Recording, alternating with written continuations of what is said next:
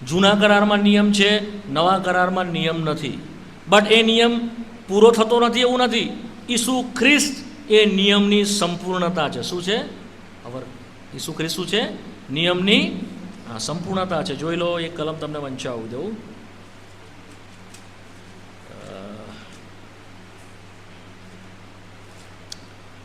પહેલું કરંથીમાં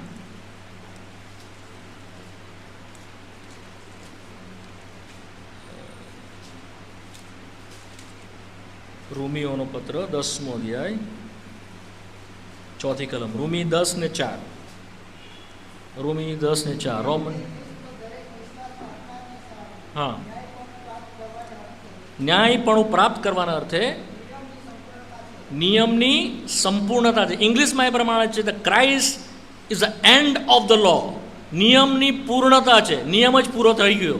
એનો અર્થ શું છે? નિયમ ઇઝ કમ્પ્લીટેડ. ખ્રિસ્તમાં નિયમ પ્રભુએ પૂરો કરી દીધો.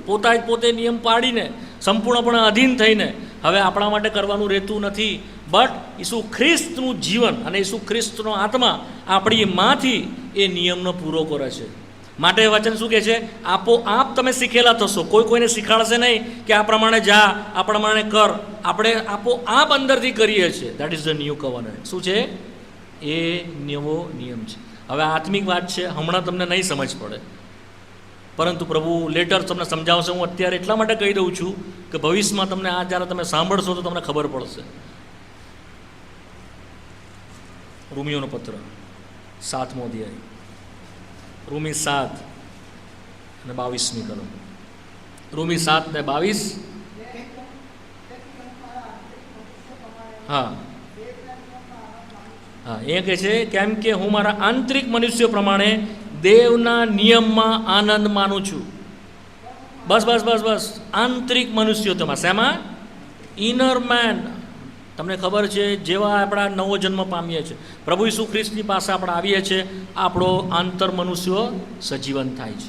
એમાં એ નિયમ લખેલો છે. ક્યાં લખેલો છે નિયમ? ન્યૂ કવર્નન્ટ ક્યાં છે? એમાં. તેમાં આપણે આનંદ અનુભવીએ છીએ. શેમાં? દેહ તો દુર્બળ છે, દેહ કરી શકતો નથી, પણ આંતરિક મનુષ્યત્વમાં જ્યાં ખ્રિસ્ત છે ત્યાં આપણને નિયમમાં આનંદ આવે છે. સમજ પડી વાતમાં?